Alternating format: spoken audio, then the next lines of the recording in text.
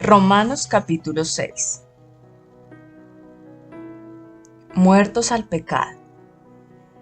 ¿Qué pues diremos? ¿Perseveraremos en el pecado para que la gracia abunde?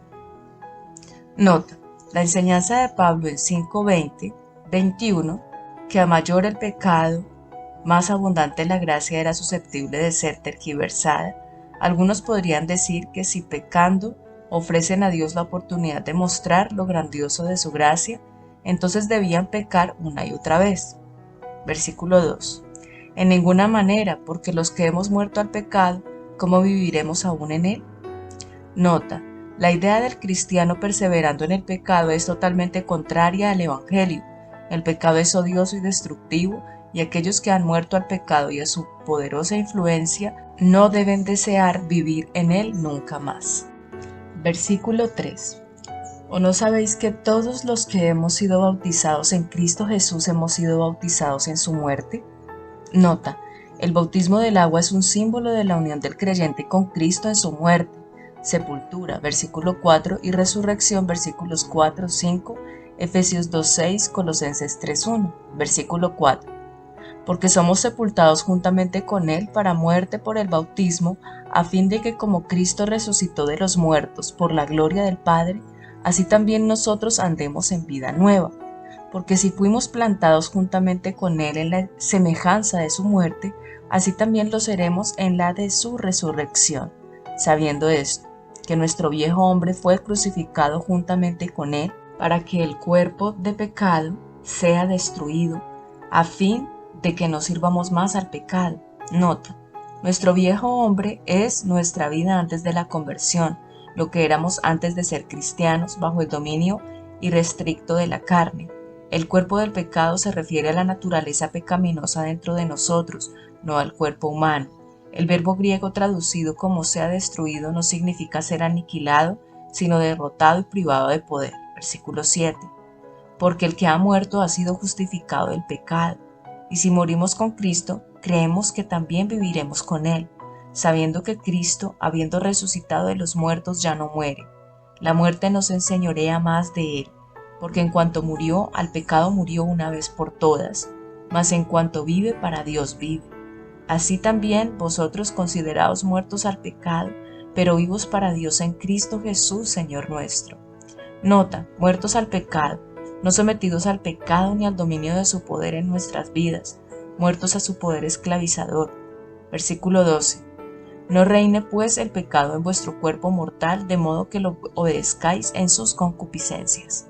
Nota, pues, una conclusión lógica de los versículos 2 al 11 es que si estamos muertos al dominio del pecado, y si el pecado ejerce efectos destructivos en nuestras vidas, entonces, como es natural, no debemos dejarlo que reine en nuestros cuerpos.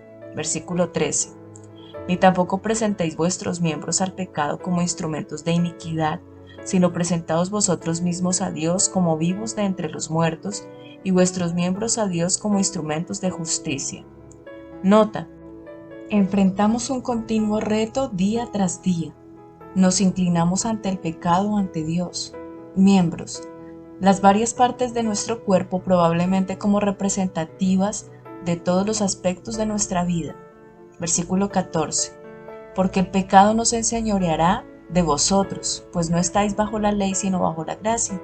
Nota, aunque en esta vida nunca podemos decir que estamos libres del pecado, tampoco debemos decir este pecado me ha derrotado, me rindo.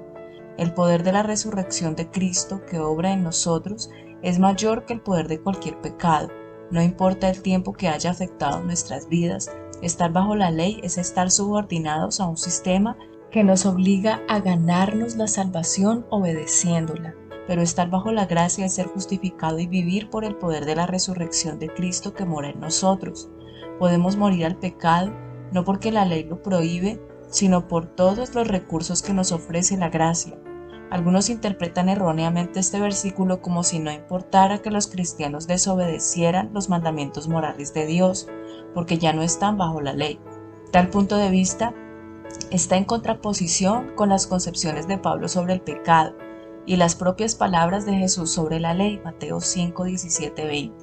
Siervos de la justicia, versículo 15. ¿Que pues pecaremos porque no estamos bajo la ley sino bajo la gracia? En ninguna manera. ¿No sabéis que si os sometéis a alguien como esclavos para obedecerles, sois esclavos de aquel a quien obedecéis, sea del pecado para muerte o sea de la obediencia para justicia? Nota, una persona es esclava de aquello ante lo que se inclina y de lo que reconoce como su dueño.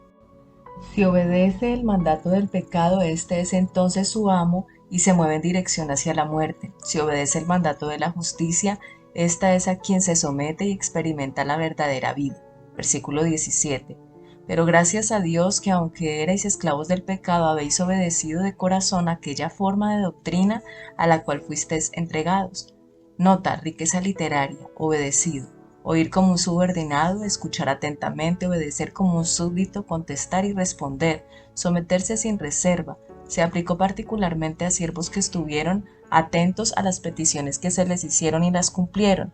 El vocablo contiene las ideas de oír, responder y obedecer. Versículo 18. Libertados del pecado viniste a ser siervos de la justicia. Nota, los lectores de Pablo, una vez esclavos del pecado, han renunciado a su antiguo amo y se han consagrado como siervos de la justicia. Versículo 19.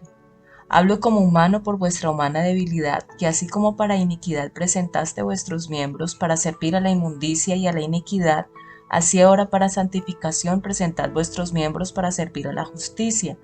Porque cuando erais esclavos del pecado, erais libres acerca de la justicia. Pero ¿qué fruto teníais de aquellas cosas de las cuales ahora os avergonzáis? Porque el fin de ellas es muerte. Mas ahora que habéis sido libertados del pecado y hechos siervos de Dios, tenéis por vuestro fruto la santificación y como fin la vida eterna. Porque la paga del pecado es muerte, mas la dádiva de Dios es vida eterna en Cristo Jesús, Señor nuestro. Nota final. Pablo utiliza la analogía humana de la esclavitud en su apelación a la santidad de los creyentes. Al hacerlo recuerda a sus lectores el contraste entre la vieja vida, aún no regenerada, y la nueva vida en Cristo. Los esclavos del pecado no reconocen la necesidad de la justicia, sino que se abandonan al proceso de deterioro moral que culmina con la muerte, versículo 21. Los siervos de Dios, al contrario, se consagran a la santidad, un camino que conduce a la vida eterna, versículos 19 y 22, y el versículo 23 resume las consecuencias de los dos tipos de esclavitud. Otra vez Pablo refuta la posición de que la gracia alienta o permite el pecado, versículo 1. Usa la analogía de la esclavitud para oponerse a la tolerancia ante el pecado y lanza una advertencia sobre las serias consecuencias de ceder a su influencia.